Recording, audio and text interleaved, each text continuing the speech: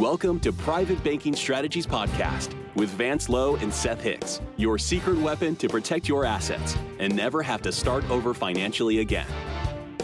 Vance and Seth help high net worth individuals, families, business owners, and investors structure an asset-protected, tax-free fortress for their families. Learn how to keep what you earn and use the velocity of money to create your own private banking system. Join us on this journey as we explore the secret strategies of the rich and political elite and help you take total control of your financial security. Now, on to the show. Hello and welcome to Private Banking Strategies Podcast with Vance Lowe and Seth Hicks. Vance, how are you today? I'm doing wonderful today. I'm looking forward to continuing our explanation on the private banking strategy. Absolutely. We've been talking about how people get started in the first 90 days with private banking strategies. We've talked about some of the mechanics and psychology of foundation when you set this up, some of the purposes. We've talked about a walkthrough process and ultimately folks coming into that exploratory process where they ultimately get an 8-year plan. And that's ultimately a roadmap, a blueprint for how to operate their private banking strategies. And that family bank blueprinting comes at quite a bit of effort that you put into it. And I'd like for you to just drill down a little bit and talk to folks about that 8-year analysis and what it does, what the family bank blueprint in the 8-year analysis does for someone and why it's so valuable. You know, there are universal money laws, and following a well-defined financial plan is absolutely paramount. You plan a road trip. If you don't have a phone with your map on it, or if you don't have a map to try to get to where someplace, you're going to find if you get there, it's going to take a lot longer, and you're going to go on roads that you don't need to, and you're going to introduce risk and danger along the way. So we get people to living that principle. 8-year analysis, they're going to know exactly what to do every single month. And it's so fine-tuned, it doesn't take them to run the whole strategy, but maybe less than 30 minutes, I'll say. That's it, once a month. What is in that 8-year roadmap? Why is it something that they can use as a cornerstone for their whole philosophy? It converts them from spending money to using money and getting it back, and how to employ and put their money to work for them. They have never done that. They may have investments, they may have assets, but usually the assets are in accounts where somebody else has access to the money and is using it. This shows them how to put the money to work themselves, use the money, not create any taxable events. So the first thing we work on is capturing their debt, putting their assets to work and purchasing their debts, and let that asset go to work, funding that debt and letting the client pay themselves instead of someone else through that contract period. They're going to end up with more money in the account. They're going to get reuse of the same dollars. They're going to make the interest, and they're going to make the profit totally tax advantaged with no risk, no economy risk, no market risk, no risk of theft. So people really love that when they find out about it. Now, the question is, can I actually do it? That's what the plan is. What do I do now? Okay, I'm going to take this asset. I'm going to go, now that I've got that coming in and those dollars coming back into my hands, I can take that pool of money along with a little more assets if that's what's planned for. Now I'm going to buy the next debt, the credit card debt. And pretty soon that's a snowballing effect. And within a very short period of time, normally 5 years, we've got all of our debt paid for, including our mortgage. And when I say paid for, I'm not talking about it in the sense that you think you're understanding money. It's, I have bought the debt. I have my assets now working for me, and I'm receiving a monthly volume of return, or the monthly payments instead of that was outflow is now inflow coming back into me to be reused again. That's what this 8-year analysis does. It just organizes everything so they've got something to do. And I think that's what really turns the light bulb moment on for folks, is when they see they don't have to work any harder or add additional jobs or investment to their earning capacity. They simply change where the money goes first, how it's deployed, and who gets paid what. That's what the 8-year plan shows you. And for people that are heavily in debt, this strategy works amazingly well to actually turn that bad debt or high interest debt or even low interest debt into a tailwind that can actually increase their wealth through private banking. It's what we call an instant economy. There's enough debt out there, especially credit card debt. The average American has more credit card debt than you can imagine. And it's scary sometimes. And people, when they come in and divulge that to us, they're a little bit embarrassed. And we go, no, that's good. We're going to turn those lemons into lemonade immediately. We're going to turn that outflow into inflow. We're going to put your money to work and you're going to capture that debt. And you're not only going to pay off that debt, you're going to pay off what you charged before that debt. We're going to keep your money working for you at a very high volume of return, which is how much is coming in versus the money I have out working for me. And that's ever increasing. So the more volume, the more money we have out working for you. For us, the more dollars, the more monthly payments come back into us to reuse again.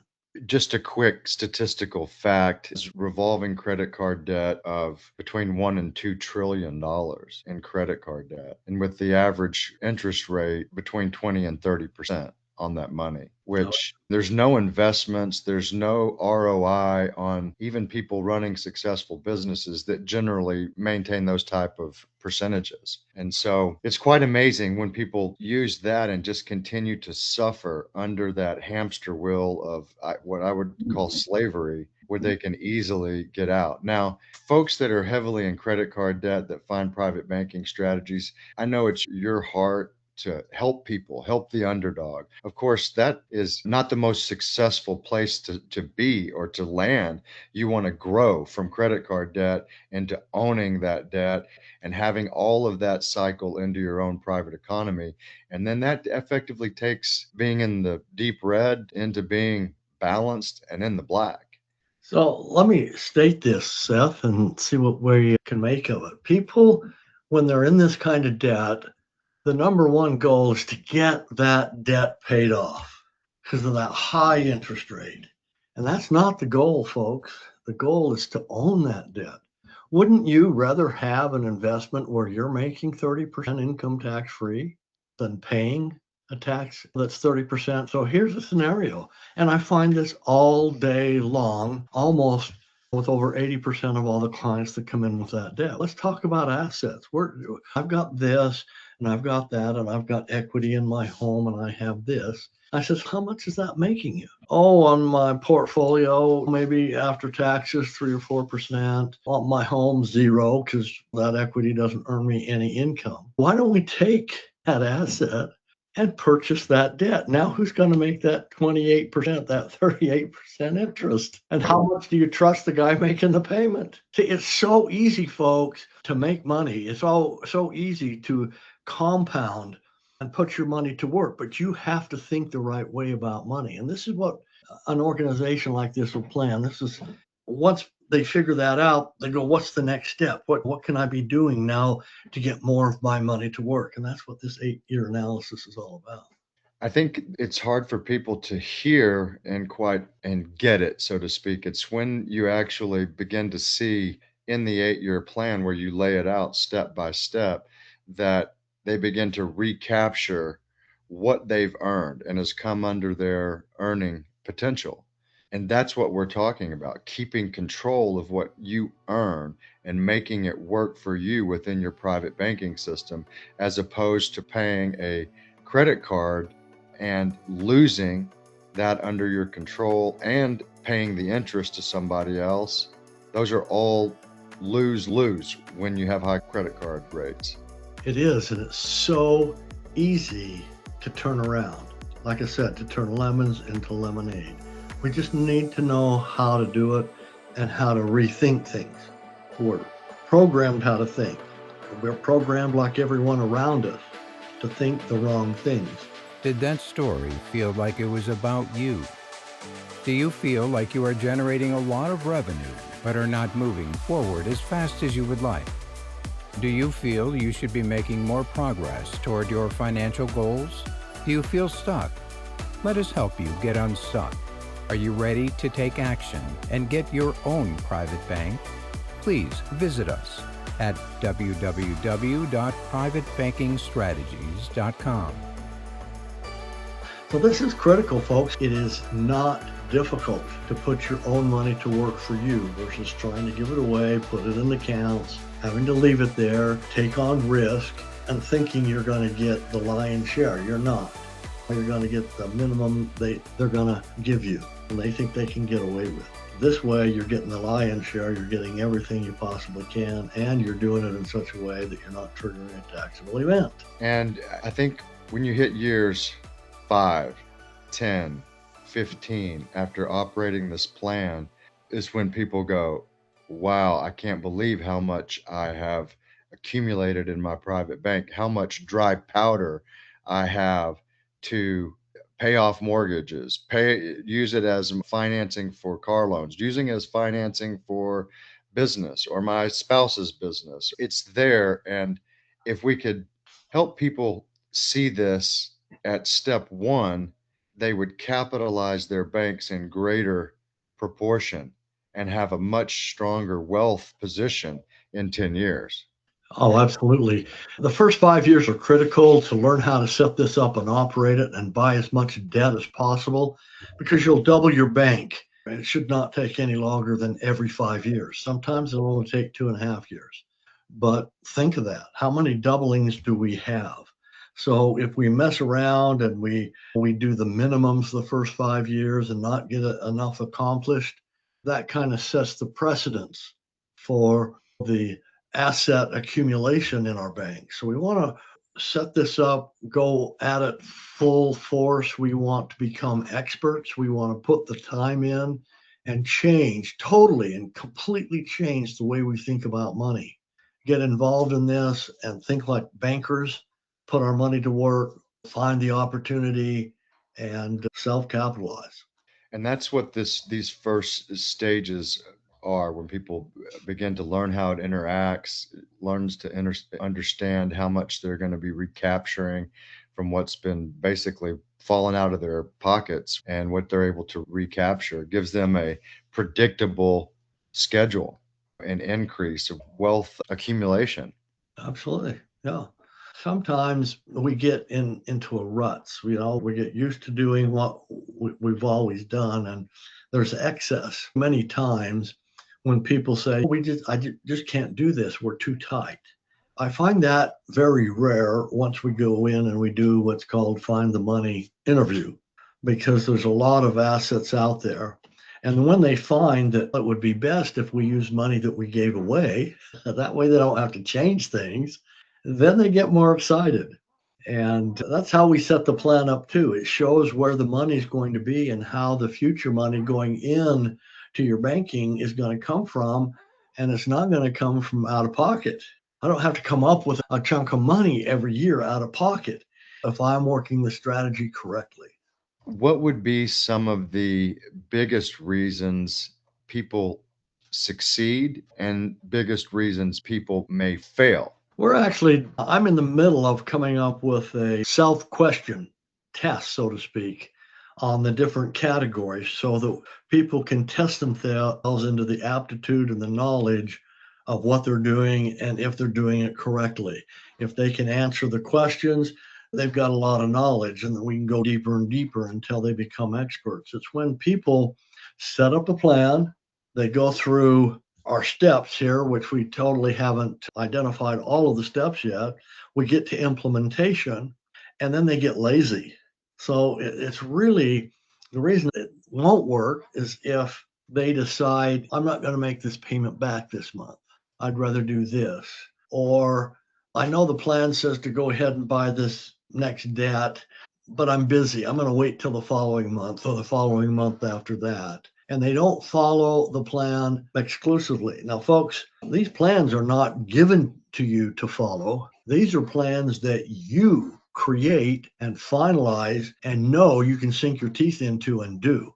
We have a good outline, but we take you through until, yeah, I can do this.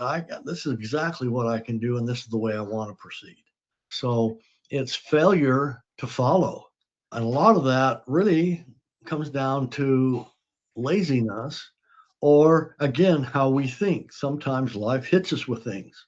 We're paying bills and everything. We've set aside our 10%, and yet now we're out of money, but we've got one more bill. So I'm going to take this 10% and pay that bill. Nope, you're not following instructions. We can pay that bill, but we can also put that 10% money to work.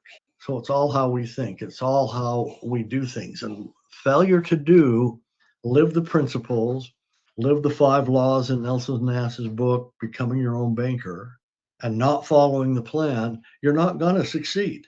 You will not. But the eternal money laws, if you follow them, you can't avoid success. You will succeed. You can fall flat on your face. You can lose your job. You can be swindled. You can have a bad investment.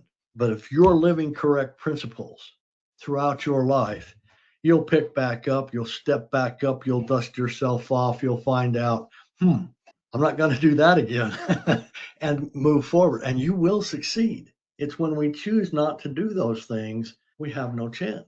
And yet we're frustrated, wondering why. I think you identified it very well when you say the laws that Nelson Nash has put forth in his book. There's a number of banking and wealth laws, and those are what people need to keep on the forefront of their mind as they're exercising banking. We've talked about not stealing the peas. And so if you're listening for the first time, you don't know what that means, listen to some of our prior podcasts. It means if you owned a grocery store, do you take cans of produce out the back door and load your car up, or do you pay at the register? And we've explained over and over again, you pay at the register, and that the profitability at paying at the register far outweighs the benefit of what you think you're getting because you own the grocery store or the bank here. So when you steal the peas, you don't make the payments back that you set up. You don't follow the plan. So that is what he identified as a very quick way to fail. And this is the problem. This is why we have to rethink things. That mentality of, I own the grocery store, I can have my groceries free, or at least at wholesale prices. That's not the case. They don't understand that they force everyone else to subsidize their stuff. But they think they get an advantage. They not only don't get an advantage, it costs them more. Not today, but tomorrow. The value of the company, the value of the business. When it comes to ourselves, we think, this month things are too tight, I'm not going to make that payment. Wake up. What do you think that not making that payment is going to cost? That $150 payment that you decide you're not going to pay, if we compound that on the average, because our minimum volume of return is 24% non-taxable, you times that over 5, 10, 15, 25 years, and you're talking tens of thousands of dollars for that one mistake. Folks, don't make that, because you can't make it up. Well, I'll make it up tomorrow. Next time, well, that payment's still going to be due tomorrow. Now you got to make 2 of those payments. Are you going to be able to do that? Follow the plan. And if you're stuck, we're here. This is what we hang out for. This is what I live for, is to help people be totally successful in this strategy. Hey, I've got this issue. This happened. We got this unexpected bill, got this unexpected medical expense, job lowered. Now I need to scramble, so I need to be able to live the plan. The good news is that a lot of the people in the strategy do make those phone calls. They do update things.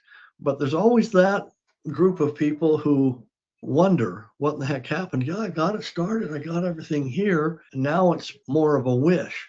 I hope it works. Did you do your plan? Live your plan? No. Have you looked at it this month? No. When's the last time you looked at Nelson Nash's book? When's the last time you watched any of the podcasts? I haven't. What have you been doing? I'm busy doing life, raising kids, or this, that. No. You got plenty of time to do whatever you feel is important. And this needs to be on that list. Folks that are successful, they continue to exercise the disciplines. They continue to revisit the principles. They continue to put their mind on it and see how they're applying it to their particular family. And like you said, folks, if you're a client of ours take advantage of Vance's expertise and experience and revisit the plans and come with questions and set up calls with him, because he will help you fine tune that engine so that it is humming on all cylinders and is as fast to 0 to 60 as it can be, meaning increases your wealth curve, increases your family wealth position, your children, your grandchildren, and that you stay on target. It's really not about working harder. It's about changing who gets the money and structuring it the best way possible. Folks, if this content resonates with you, check out our website at privatebankingstrategies.com. We've got over 150 podcasts, blog articles. We're working on some new features, including an AI tool that will help you ask questions on the website and get you the resources that we've already created that answer your question, your particular question, because it's a very robust website, privatebankingstrategies.com. Vance, any other closing remarks today? No, just an invitation. Challenge yourself. Come find out something. Learn something new about money, something that's different, not the herd mentality's way, but your own private way, and see for yourself if you can't be better off. Awesome. Thanks for joining us today, folks. Look forward to seeing you on the next one. Bye for now. Bye-bye. Did that story feel like it was about you? Do you feel you should be making more progress toward your financial goals? Do you feel stuck? Let us help you get unstuck. Are you ready to take action and get your own private bank? Please visit us at www.privatebankingstrategies.com. Thank you for listening to the Private Banking Strategies Podcast. Click the subscribe button below to be notified when new episodes become available.